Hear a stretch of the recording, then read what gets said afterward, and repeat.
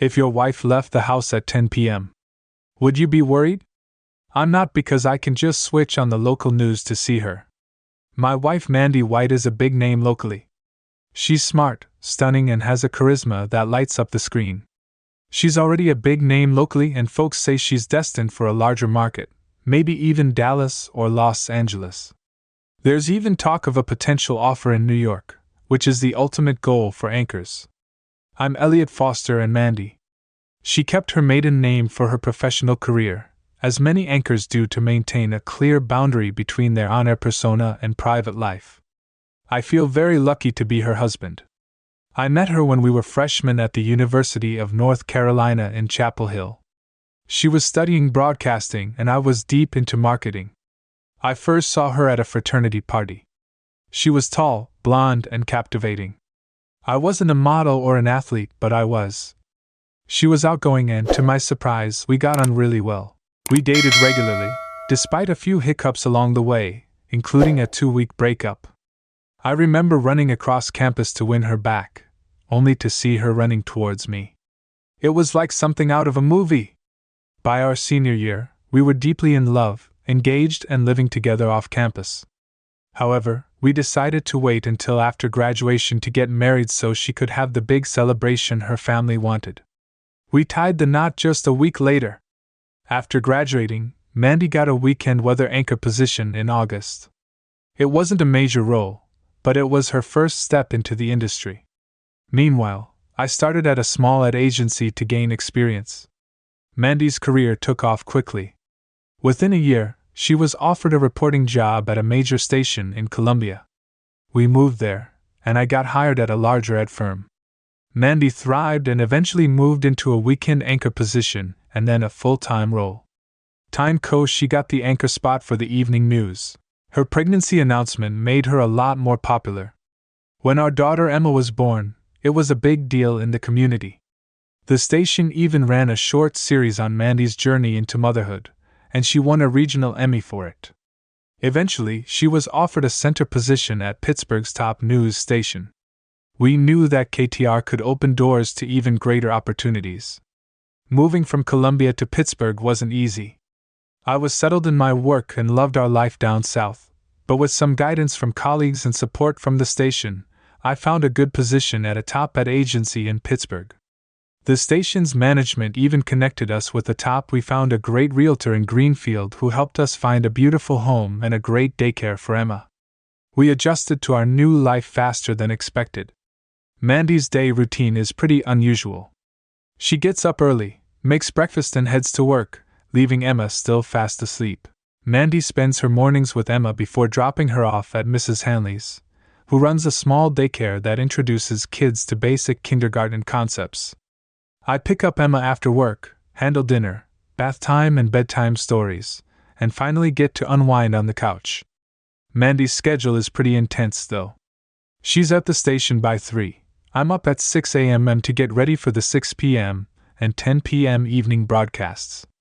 Lately, her boss Jason Fields has started running meetings after the late show to review the broadcast, which means she's home even later. The competition in Pittsburgh's media market is intense, and I understand as well as anyone why ratings matter. But as her husband, I miss our time together. We're both working long hours, and sometimes it feels like we're more like friendly roommates than a married couple.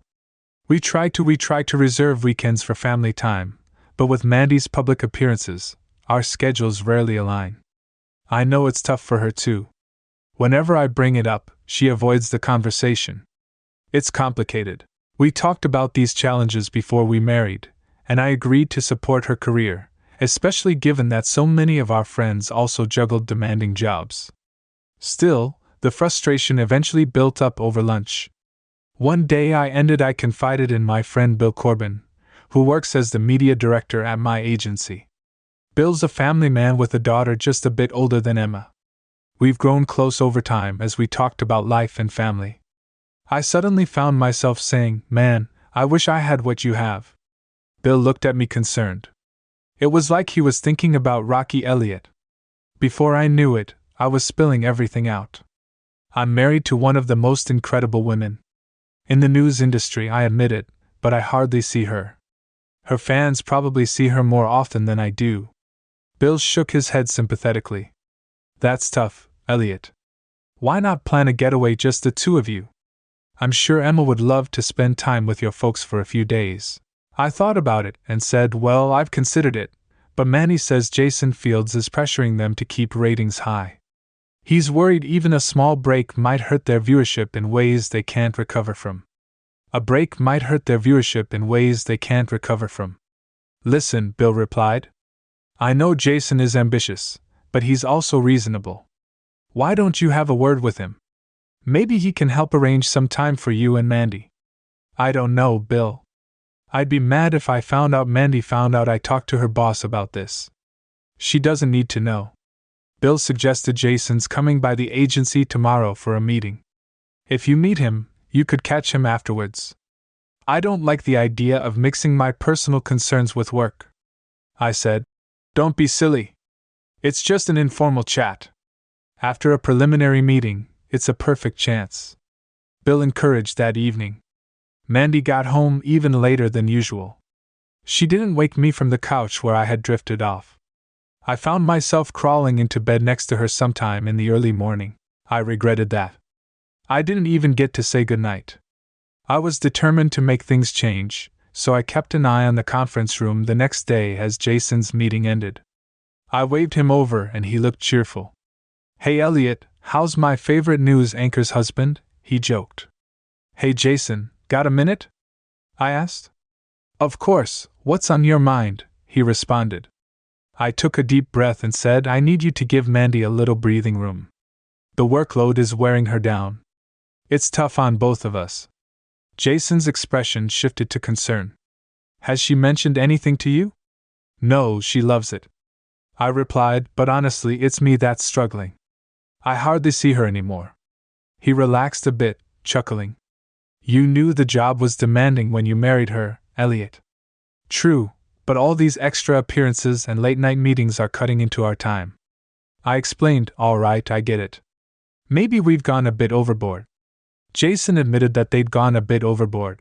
I'll see if we can ease up on the appearances and forget about the post-show meetings. They've actually been unnecessary since the last ratings update. Have you seen them?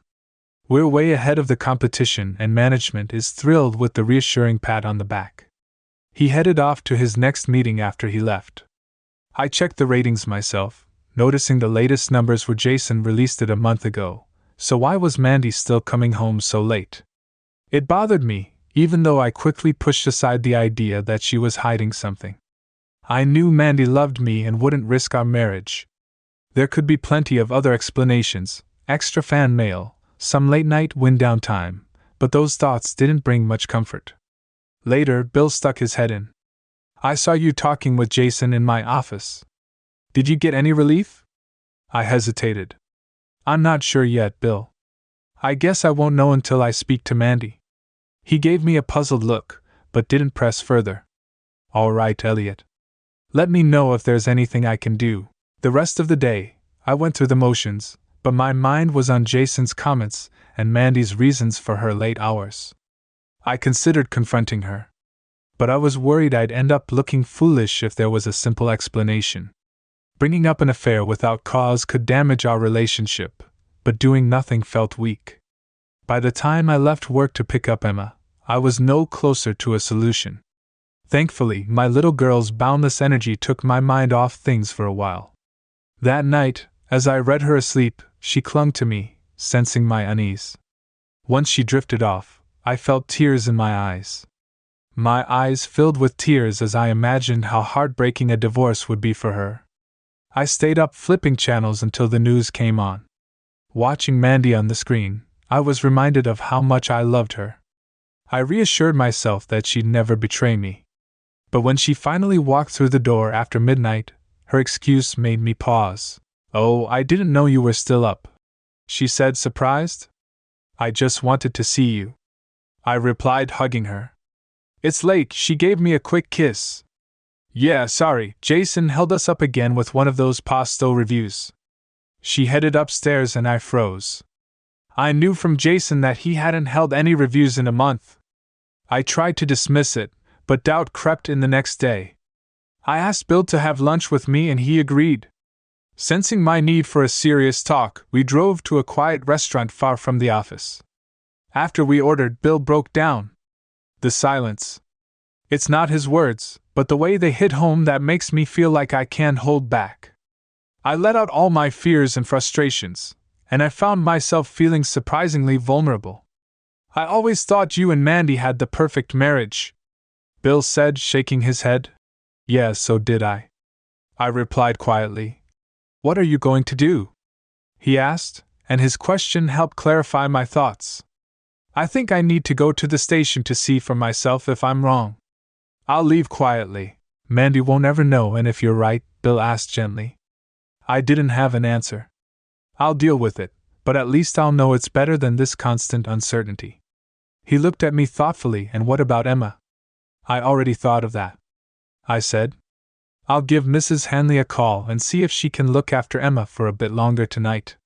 She's done it before, so it should be fine. Feeling a bit more resolved, I went back to the office despite my anxiety. I had a plan, which felt strangely calming. Mrs. Hanley agreed to keep Emma until 11:10 to. Mandy and I paid her extra to make it a fun evening for Emma with pizza and games at 10 p.m. I finally made it to the station. There weren't many people around when I arrived, just a couple of camera operators and an engineer. I realized my mistake when I saw Jeremiah, the night watchman, was on duty. He recognized me, so getting in was easy, but I had to sign the visitor log, eliminating any attempt at stealth.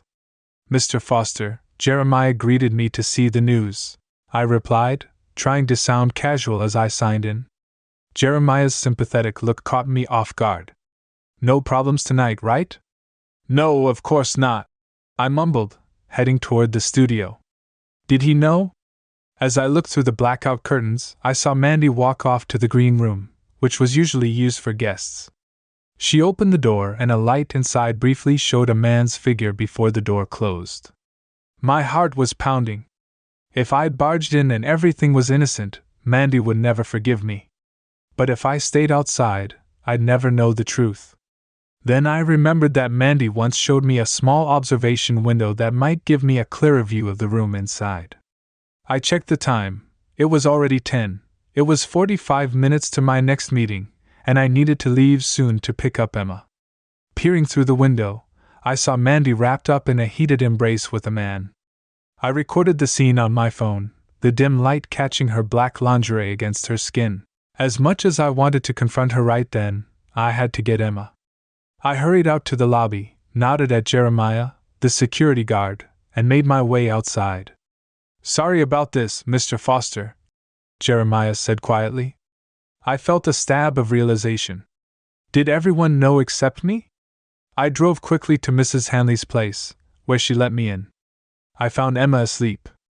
I wrapped her in a blanket, thanked Mrs. Hanley, who gave me a concerned look and asked, Are you all right, Mr. Foster? Only then did I realize I had tears on my face. Oh, it's nothing, just something in my eye, I replied, carrying Emma up to her room at home. I tucked her in, her innocent face contrasting with the turmoil I felt. I sat down in the kitchen with a beer, lost in the quiet, heavy with the memory of what I'd seen. My mind flashed back to my grandmother's passing, a memory deepened by the silence. Mandy finally came in around 1. It's 10 p.m. Elliot, what are you doing there? Mandy asked, looking surprised. I've been waiting for you, I replied. Jeremiah said you came by the studio. Mandy continued, glancing around. Is everything okay with Emma? She's fine. Mrs. Hanley kept her for me, and she's asleep upstairs, I answered, feeling the weight of what I was about to say. If you came by the station, why didn't you come to my office? I was about to say that I saw you tonight, Mandy. I saw you go into the green room with Paul Michaels. My voice wavered. I said, Oh, we just had a quick meeting after the news. She replied casually. I saw what that meeting was about. I stared at her. I saw what that meeting was about. Mandy, I even saw your new lingerie. I watched as she shifted uncomfortably. She finally said, I'm so sorry. her tone barely above a whisper. I demanded, "Are you sorry you did it or just sorry you got caught?" As my frustration grew, she looked down. "I'm sorry you found out this way." I felt my heart drop. "Are you leaving me for him?" She dropped to her knees and took my hands. "No, honey, it's nothing like that. This is just a fling. It'll end soon, and things can go back to normal." I stared in shock. "You're not planning to stop. You're just going to keep on with this?" I asked, barely believing her words. "It doesn't mean anything. Elliot, just let me have your fun and I'll come back to you," she replied, sounding pretty dismissive. I stood there, seething. "You really expect me to be okay with being betrayed?" she said, getting to her feet. Her gaze was cold and firm. "Elliot, you don't really have a say here. I'm your wife, Mandy. If you don't stop, I'll file for divorce." I hoped this would make her see the gravity of the situation. She regarded me with a calculating look. "This isn't in your best interest, Elliot. You'll lose custody of Emma and most of our assets. The court won't care about the affair. They'll focus on what's best for Emma and I'll get custody. You'll see her on weekends, maybe some holidays." I felt helpless. "You're the one who's cheating," I protested. "This is a no-fault state. Elliot, the court won't care about that. Go ask a lawyer if you don't believe me," she said. Her tone was resolute as she kissed my head and went upstairs. I sat there feeling everything. I felt angry, sad, and disbelieving. I thought I knew the woman I was married to, but she was saying she would keep on betraying me and that I should simply accept it. I went to bed, my mind racing until I fell asleep exhausted. I woke early the next morning, going through the motions of getting ready. I thought of all the wild ideas that had crossed my mind: running away, shaking Mandy awake, taking Emma, and never looking back. But as I watched Emma sleeping peacefully, I knew I couldn't do anything reckless. I had to put her first at the office. I must have looked terrible because Bill noticed right away. "You okay, Elliot?" he said when I didn't answer. "What's going on?" I told him everything about last night. Bill sat in stunned silence. "She's really asking you to just tolerate this?" he finally said, shocked. "Yes," I replied, feeling defeated. "It's like she's a completely different person." Bill leaned in, his tone firm. "You need to look out for yourself first and foremost. See a lawyer, figure out what rights you have." "I don't know any lawyers here." I admitted that's where I come in. Bill said with a smile. "My college roommate is an attorney. I'll call him." He came back shortly, handing me an appointment time and address for that afternoon. The lawyer listened to my story, then explained how things work in a no-fault state. The court doesn't look at who's at fault. The focus is on property division and the child's welfare. "What does that mean for me?" I asked. "In short, Mandy will get custody unless you can prove she's unfit. You'll have visitation rights, but she'll be Emma's primary guardian. You'll pay child support, even if Mandy earns more." I asked about the house. "It's considered joint property. The court typically prefers the child stays in the home, so it's likely he'll keep it until Emma is 18. At that point, you can sell it and split the equity if Mandy takes a job in another market." I pressed him further and asked if I could argue to sell the house. He replied that it would stay until then. I realized Mandy had known this all along. Driving back, I felt trapped. Bill took one look at me and understood that this wasn't fair. I muttered that she's the one doing this, and yet I'm the one stuck. Bill placed a hand on my shoulder. "Elliot warned me not to do anything rash. I don't want to testify that you made threats." "I understand," I said, feeling the weight of it all. "But it feels like she's hanging over me like an anchor, looking out the office window." I saw a billboard advertising Mandy and Paul as Pittsburgh's choice for the evening news. I pointed it out to Bill, frustrated. "I can't escape her, even here." He looked at me thoughtfully. "How desperate are you?" he asked. How I was going to get out of this mess. I said I wasn't desperate enough to do anything crazy. He said we needed to come up with a different kind of plan. We spent the next hour discussing his idea. I kept pushing back, asking if it was even possible. The more we talked, the more I realized I was out of options. I said, "Okay, Bill, I'm in." That evening, I picked up Emma and tried to focus on. During our time together, I kept the TV off, not wanting to see Mandy and Paul on screens. Surprisingly, Mandy came home early and put Emma to bed, reading her stories and laughing together like old times. When she came downstairs, I thanked her, saying that she misses you, especially at bedtime. Mandy replied almost sadly, saying that she misses her too. I thought that maybe she was reconsidering, but then she shattered that hope. She announced that she was going on vacation next week. Jason suggested it since our ratings are strong. I tried to sound supportive. "I'll check with my boss and see if I can join you and Elliot. Paul and I are going too. We're tired of sneaking around and want to break away together." She said it bluntly. I was speechless. She continued, "Mrs. Hanley will keep Emma all week. Just drop her off and pick her up. Here's where we'll be if you need to contact me." She handed me a paper and kissed me. I was so angry, I could feel it on my forehead. I was like a child saying thanks for handling everything, honey. Before heading upstairs, I sat there shaking with anger. This was beyond humiliation. Bill's crazy plan seemed like the only way to regain my dignity. I left work early that Friday, knowing Mandy would come home to pack for her trip with Paul. I'd arranged for Mrs. to keep Emma overnight, so she wouldn't witness any arguments or tension. When Mandy's car pulled in, I was waiting in the living room when I saw her stop in her tracks. "Elliot, what are you doing here? Is Em okay?" "She's fine," I replied, trying to keep my tone steady. "She's staying with Mrs. Hanley tonight." She looked confused. "Then why are you here?" "I wanted to ask you not to go away with Paul." "Elliot, I told you I'm having this affair with Paul. When we get back it'll be over and everything will go back to normal. You just have to be patient." "What about our vows?" I asked. "We made a commitment to each other to leave everyone else behind." She sighed, rolling her eyes. "Those vows were from a different time. Elliot, no one believes that anymore." "That's nonsense," I said, trying to keep my anger in check. "If I want to be with Paul, I will. This has nothing to do with you and me." "What about your fans?" I asked. "What would they think if they knew?" "I don't care what they think," she replied, laughing dismissively. "Elliot, in a year or so I'll leave this city for a bigger market. What people here think means nothing to me now." Her words stung deeply, and I realized just how much she had changed.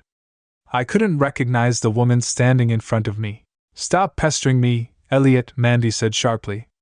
"I need to finish packing or I'll be late. If you can't handle seeing me with Paul, then leave now." Her tone was cold, and with a heavy heart, I nodded, feeling defeated. "I'm sorry, Mandy," I murmured, turning to leave. I felt helpless. "That's exactly what I planned to do," he said with determination. We finished our beers and drove back to my house. Mandy was gone by the time we arrived, so Bill sat down at my computer and typed a few quick commands to pull up the footage from the hidden cameras. We watched as Mandy rejected my requests and went on about her plans with Paul. "What a heartless woman," Bill muttered to himself, shaking his head. Then he heard her dismiss her fans and talk about leaving town. His eyes lit up. "We've got her," he said to Elliot. "This is even better than we hoped." Bill saved the recordings onto a flash drive and carefully removed the backup copy from the hidden camera. He held up the drive and said, "This should do the trick." Bill's car. He told me to follow him home for dinner. "Ed made a big meal," he said. "If you don't show up, she'll be upset." So I followed him, feeling a glimmer of comfort in his hospitality at Bill's house. Ed welcomed me warmly, giving me a gentle hug that was filled with genuine care. I barely remember the meal itself, but I could feel their concern in the way they looked at me. Later on, we went to their den and opened a bottle of wine.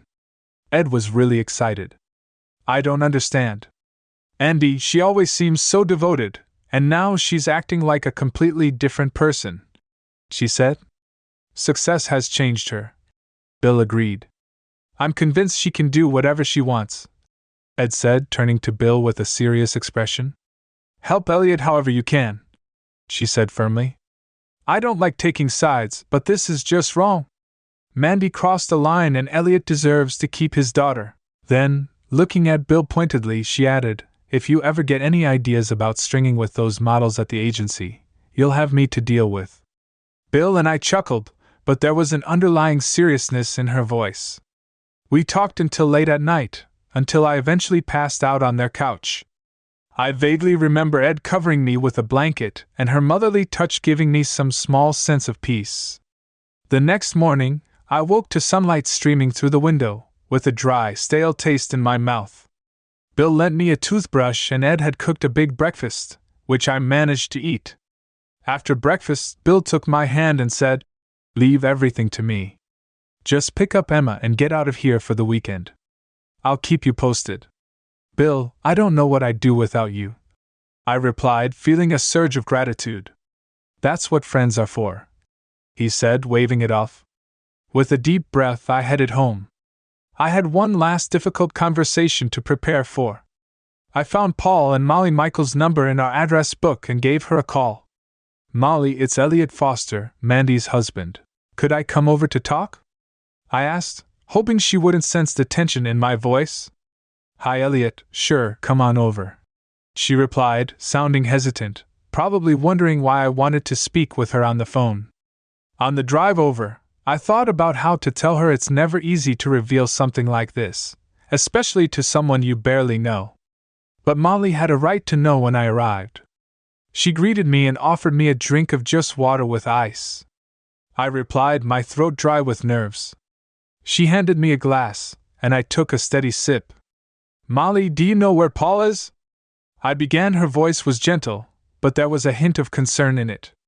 I'm sorry, Molly, but Paul isn't at a convention. He's with Mandy.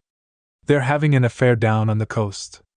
I tried to break the news gently, but Molly's face went pale. That can't be. He loves me. Mandy and I were like sisters. She would never do this to me, she whispered, her voice trembling. I nodded, understanding her shock and pain, to confirm what I was saying. I showed her the video footage as she watched, her face reddening, and she began to cry. I reached over, placing a hand on her shoulder, trying to offer some comfort. I'm so sorry, Molly, she suddenly said, looking up. She looked furious, as if she wanted to say more, but she stopped mid-sentence. Oh, Elliot, I'm sorry you've lost your wife too, haven't you?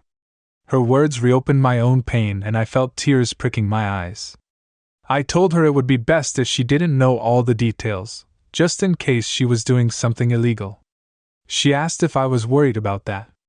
I said no, but if I succeeded, Mandy and Paul would regret what they'd done. I smiled to reassure her. What about you? Could you rebuild with Paul after this?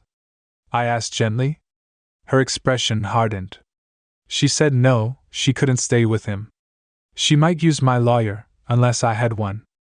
I also suggested she call my lawyer on Monday to let him know we're on the same page. Before I left, I asked her not to tell anyone about this until she hears from me. It could affect my chances of keeping Emma. She nodded and said she'd keep it a secret. Then I went to Mrs. Hanley to pick up Emma. She gave me a big hug and asked if I had fun.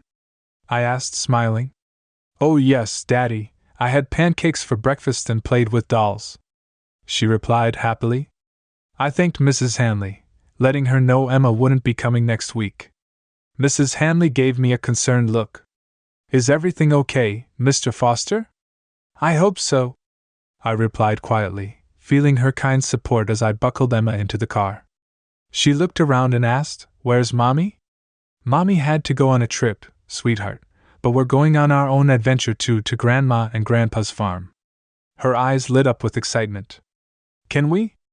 We'll see the ducks and the little pigs, she said, looking excited. Of course, I replied, as we started driving. I thought about leaving Mandy a note, but decided against it. The drive to my parents' farm took just over an hour, and Emma napped most of the way there. When we arrived, my mom and dad were waiting. They looked happy to see Emma, who rushed into Grandma's arms. My mom took her to see the animals, while my dad took our bags inside. He gave me a concerned look, poured me a glass of iced tea, and we sat at the kitchen table. "Right, son, what's going on with you and Mandy?" he asked, worry etched in his eyes. "Let's take a walk, Dad," I replied, knowing I needed to explain everything. As we strolled along the fence, I told him the whole story. He listened in silence, his face betraying his shock and disappointment when I showed him the video from the green room. He gasped, muttering, "I can't believe it!" We stood in silence for a moment, then he pulled me into a tight hug. "I'm so sorry, son. I can't imagine how much this must hurt.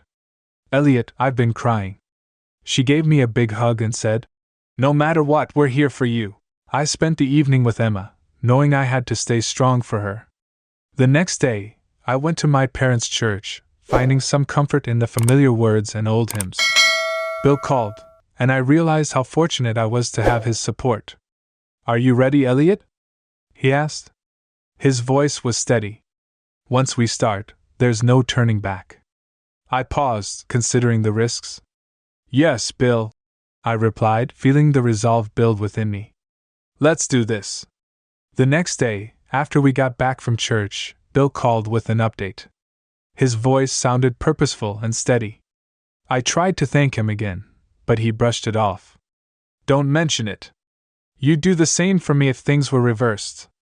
Then his tone shifted, becoming more serious. "All right, Elliot. Are you ready to get this plan into motion? Remember, there's no..." I turned back and took a deep breath, weighing up the risks. Even if things went perfectly, I knew I'd be facing an uphill battle, but Mandy had humiliated me and I felt I had no choice. "Yes, Bill, let's get started," I said finally. Bill's voice softened a bit, sensing my apprehension. "Ed thinks you're doing the right thing," he added encouragingly. "Okay, let's do it," I replied. "You have access to a computer," I laughed, appreciating the lighter tone. "Yes, Bill, I'm not living in the 1800s," I replied. "Good, I'll call you tomorrow with more information," he said, and I could hear the faint smile in his voice. "Why not just send me an email with the link?" I asked, puzzled by his approach. "I want to keep this private. Just wait for my call." Okay, so Bill called me early Monday morning with instructions to go to YouTube and type KTR Special into the search bar, watch it, and tell him what I thought. My parents had taken Emma out for a walk, so I grabbed my laptop and typed in the search terms, which brought up a video titled KTR Co-. I saw a video by Mandy White on love and marriage. I clicked on it, and as the theme music from her newscast started, a voiceover began. It was a popular news co. Mandy White, the host of KTR, recently shared her thoughts on marriage and fidelity in an interview. As the video switched to Mandy, we saw her captured in our own home making dismissive comments about marriage vows.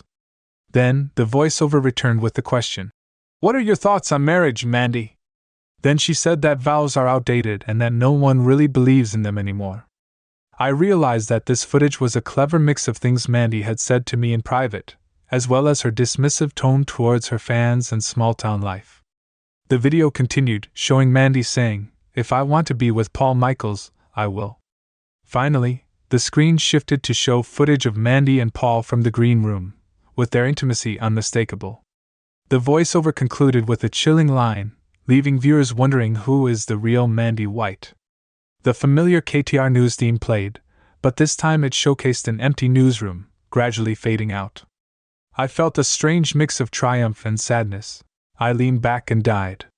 I called Bill. He answered, sounding almost giddy. "My God, Bill. You're a genius. This will destroy your career. Not bad, huh? I'm pretty proud of it. Did we go too far?" Bill's tone turned serious. "Elliot, did she say all those things to you or not? Did she actually say all those things to you?" "Yes, but no." But then he interrupted. "Mandy had become a selfish monster, and the world deserved to know that you're a good guy, Elliot. If you don't do this, it won't be you who suffers. It'll be Emma. Do you really want Mandy as her role model? It's down to us to decide what happens next. Should we email the video to everyone?" Bill said there's no need. He's right. It'll spread on its own. I'll let a few people know and it'll go viral in no time. I tried to keep my mind off things. I spent time with Emma at my parents' farm. She learned about farm chores. By Tuesday, Bill had called to give me the latest updates. He told me that Ed had overheard people gossiping about the video at work. By Wednesday, the Kansas Club was talking about it, and by Thursday, a local columnist had mentioned it in the paper, ending with a question that was on everyone's mind. Where were Mandy and Paul when Bill called on Thursday afternoon? He was really excited. The whole KTR station is in a panic. Elliot, they're getting calls from other news outlets, and nobody knows how to handle it. Even Jason Fields, Mandy's boss, is on vacation. On Friday, Bill told me to look at a blog post on Gawker. I also saw an article on Gawker.com, which covered the uproar surrounding the video. The article linked to the video, speculating that there might be some major shakeups at KTR that morning. I spoke with my attorney to start the divorce proceedings and scheduled Mandy to be served at the upscale resort in Santa Ana, where she and Paul were staying. I even called Molly, Paul's wife, to ask if she'd like him served at the same time. She replied, her voice steady, "I'll handle him myself when he returns." Other local TV stations quickly saw an opportunity and sensed KTRK vulnerability. Bill let a producer at Pittsburgh's second-largest station know about my divorce filing, which was big news for them. The station verified my filing and even found out where Mandy would be served. They decided to go all in, sending a camera crew and a lead reporter to Santa. On Saturday morning, Bill called with more updates. Jason Fields has cut his vacation short. He's rushing back, and nobody's able to contact Mandy or Paul. KTR is in chaos that evening. The story broke as the lead segment on the editor at the station said it was a slow news day, but that changed when they started broadcasting. They showed a shot of Mandy and Paul on the billboard that I can see from my office window. People in Pittsburgh have been wondering about Mandy White and Paul Michaels. We found them in Santa Ana. The anchor announced that before cutting to footage of their reporter, Mary Brooks, walking down the beach towards Mandy and Paul, who were sunbathing and didn't notice her. As Mary got closer, she called out, "Mandy White, Paul Michaels, can you comment on the rumors?" Mary asked Mandy and Paul about their relationship. Mandy's eyes went wide and she quickly covered herself with a towel while Paul reached for his as well. Mary's voice was sharp as she continued, "What do you have to say about the video that's all over the internet?" "Which video are you talking about?" "The one where you called Pittsburgh viewers rednecks and admitted you were here to have an affair with Paul Michaels?" Mandy stammered, looking confused. Mary replied coolly, and Paul tried to intervene, but just then, a man in a suit stepped in. "What's next, Mandy White?" he asked, almost as an afterthought. Mandy answered, "Yes, that's me." The man handed her an envelope. "Miss White, you've been served. Additionally, your husband wants you to know that the locks on your house have been changed, and you are no longer welcome there." Mandy's face turned pale, and then, in a flash of rage, she shrieked, "That son of a b**********. Paul pulled her away, leading her toward the resort while cameras zoomed in on her oily, furious retreat. Back in the studio, the anchor appeared, summarizing the scandal. Mandy White. "Paul Michaels has found himself in a spot of bother. Not only is he facing professional difficulties, but he's also dealing with a personal issue. His wife has filed for divorce and changed the locks on their home. We tried to get his side of the story, but he wasn't available. I was still at the farm, spending a quiet evening with Emma and my parents. Bill later told me that Mandy, dismissing the lock-changing threat as a bluff, returned to our house with Paul. She couldn't get in using her key, and a camera crew captured her frustrated attempts to get inside. Molly served Paul with divorce papers at his home, and it was all caught on camera on Sunday. Jason finally returned to the station, furious when Paul called to explain himself. Jason ordered both of them to report to the studio immediately. They tried to sneak in through the back, but they couldn't avoid the competing network's news van that was camped outside. Inside, Jason ripped into them in front of the entire staff. Mandy was livid and shouted, "You can't do this, we have contracts." Jason gave her a cold stare and said, Your contracts have a morals clause requiring. You're expected to uphold certain standards of behavior, and you've violated them. What we do in private is nobody's business. Mandy shot back. Jason, a practicing Catholic, looked her squarely in the eye. Mandy, at church today, the priest spoke about the sanctity of marriage and the sin of infidelity. He didn't mention your name, but everyone knew who he was talking about. Paul scoffed. Nobody cares about us, oh but they do, Jason replied sarcastically, pulling back the curtain to reveal the billboard now defaced with the words Pittsburgh's choice for the six. Mandy gasped. Jason continued, your actions have disgraced the station. You're off the air, effective immediately. They stood in silence, dumbfounded. Jason asked, have you ever seen the original Frankenstein? Mandy shook her head. Well, you're the monster, and Pittsburgh is the angry mob. If I were you, I'd leave town on Sunday evening, Jason advised. Mandy nodded. I'll be back by Monday, she said. By the time I got home, I heard on the radio that Mandy and Paul had been fired. The next morning, a political scandal took over the headlines, pushing Mandy and Paul's story to the back pages. When I took Emma to Mrs. Hanley's, she greeted us warmly. I was sorry to hear about everything that had happened. I hope you and Emma are doing well. She said she was doing all right, but she didn't mention Mandy at the office. Most people were polite but distant, giving me sympathetic looks but steering clear of any direct conversation. Bill greeted me with a firm hug and said, You're a genius! I told him the campaign worked out perfectly well and that we couldn't have asked for a better outcome. He said, Of course, we can't ever talk about what we did well. I replied, Mandy will figure out it was me behind it all, but I don't want you caught in the crossfire. That week, my lawyer called with unexpected news. Mandy had decided not to contest the divorce. Why would she back down? I asked. She said she'd fight me.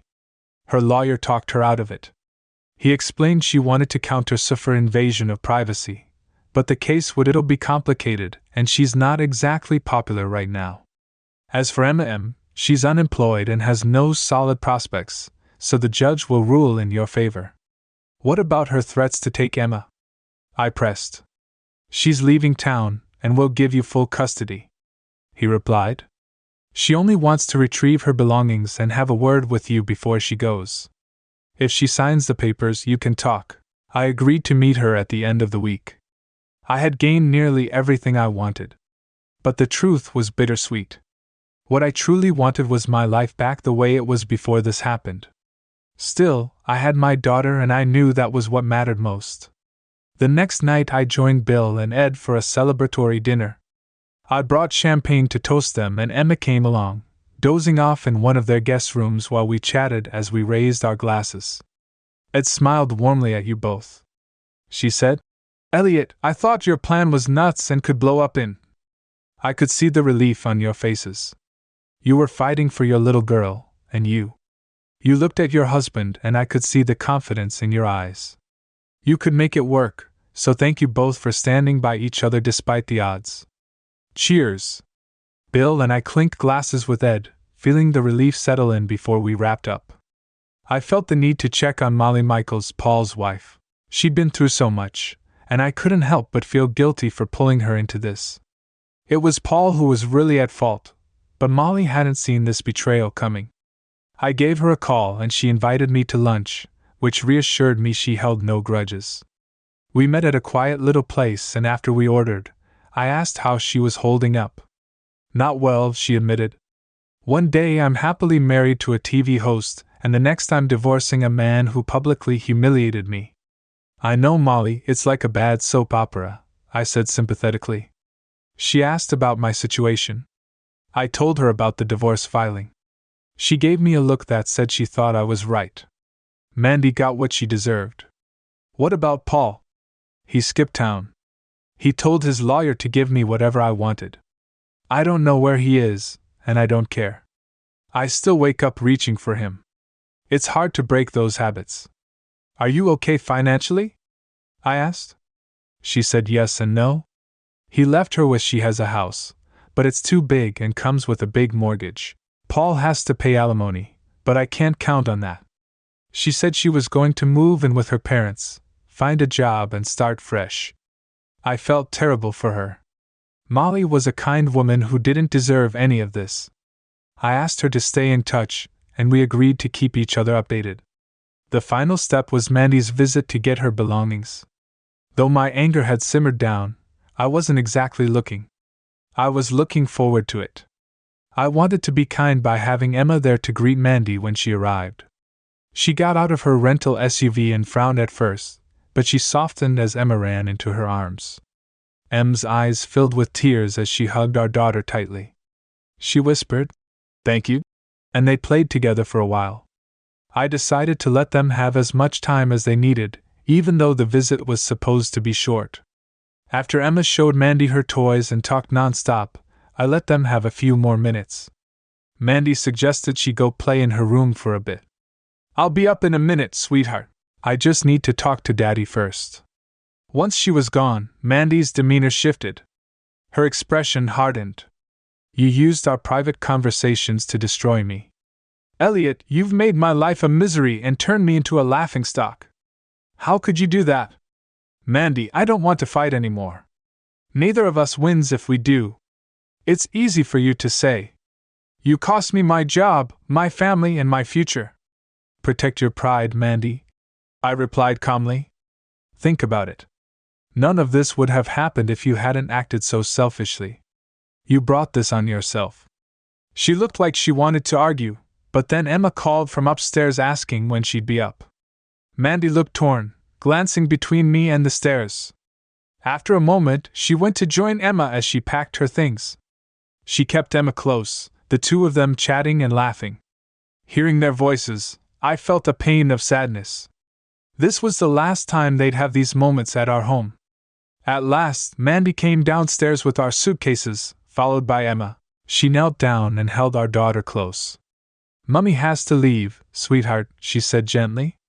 "I'll be living far away, so I won't see you every day, but I'll visit whenever I can, and we can." They talked on the phone and even saw each other on video. Emma cried, holding her mother tightly, begging her not to go. Mandy lifted her, holding her close. She whispered softly, "It's okay, my love. I'll see you soon, and we'll have a great time." She walked over to me, still holding her. "Emma, I need you to be good for Daddy, okay? I love you so much, don't forget that." With that, she sat Emma down, picked up her suitcases, and walked to the door with tears streaming down her face. She waved quickly, got in her car, and drove away without looking back. I held Emma as she sobbed, tears running down my own face. I was losing my wife and Emma was losing her mother. After a while, I gently set her down and tried to lift her spirits. I said, smiling, "How about we go to the park, see the ducks, and get some ice cream?" She nodded. She replied eagerly, "And we can feed the ducks our cones too, right?" I said, relieved to have a way to distract her, even for a little while.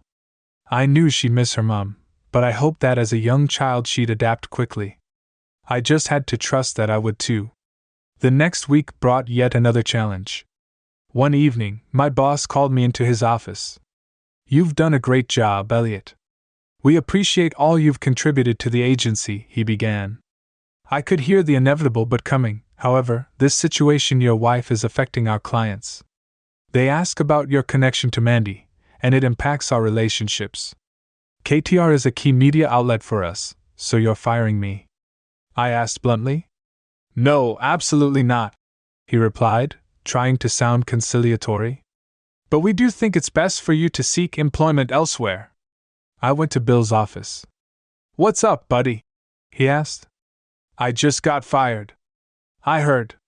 The agency thinks it's best if I move on." "I don't agree," he stood up and shouted. "This is nonsense. I'm going to tell them what I think." I put a hand on his shoulder and guided him back to his chair. "Bill, you've done enough for me already. Don't risk your position here." He wasn't happy, but he eventually calmed down. We finished the conversation with plans for me and Emma to come to dinner on Saturday. The harsh reality is, I updated my resume. Mandy and Paul's affair had marked me in Pittsburgh. Everyone liked me, but no one wanted to hire me. It was time to broaden my search. In the end, I found my way back to my old agency in Columbia, where the scandal hadn't followed me. My big city experience was seen as a bonus. I had to sell our house in Pittsburgh. Despite a decent market, the sale barely covered what was owed, which had to be split with Mandy. Mandy didn't disappear from our lives completely. She began calling Emma weekly, eventually moving to video calls face-to-face. To be continued. Face-to-face visits were out of the question though, as she'd moved to Santa Ana, California. The scandal had a lasting effect on her career even beyond the Southeast, and eventually she landed a position teaching journalism at a community college. After reconnecting with my agency in Columbia, I needed a place to live. The agency set me up with a real estate agent who turned out to be Molly Michaels. We caught up as she showed me properties and she mentioned how she'd moved to Columbia after Paul left, starting a new career in real estate. She even I was looking for a good preschool for Emma, as well as other activities for children.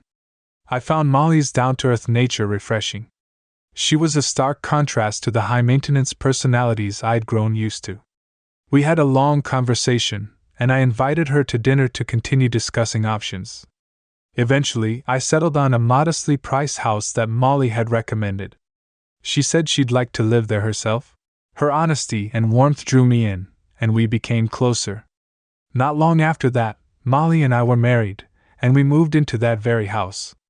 We bought a house together. I was worried about how Emma would get on, but she and Molly hit it off straight away. Before long, she was calling her Molly Mom, which soon just became Mom. That summer, we took Emma to Los Angeles to visit Mandy.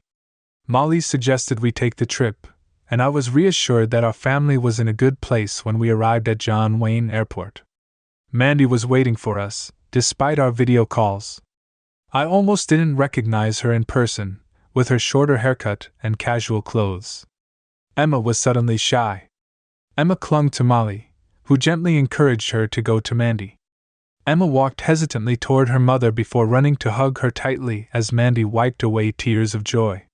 She turned to Molly and me. "Thank you," she whispered. We all walked to the baggage claim together. Mandy took the chance to apologize when I got distracted by a store display. "I've done a lot of thinking, Elliot. I went to therapy and I realized how much my ambition changed me. I hurt you both and I hope you don't hate me for it." Molly and I exchanged a glance before stepping forward to hug Mandy together. Feeling a release of long after our vacation, I gave Bill a call and told him I was ready to take the leap. I said, "Bill, you took a chance on me once. How about doing it again?" He was a bit confused, so I explained that I wanted to quit my job, move down here, and start an agency with Corbin and Foster. Bill was excited, but he wanted to make sure it was called Foster and Corbin. We laughed, and before long, we were making plans. Bill and Ed moved to Columbia with Molly, helping them find a home nearby. Not long after, we secured our first big client. After hearing our pitch, they leaned in and said, "I want to stand out. Think you could handle a viral campaign?" Bill and I exchanged a knowing glance, and I said, "Yes, we can handle it."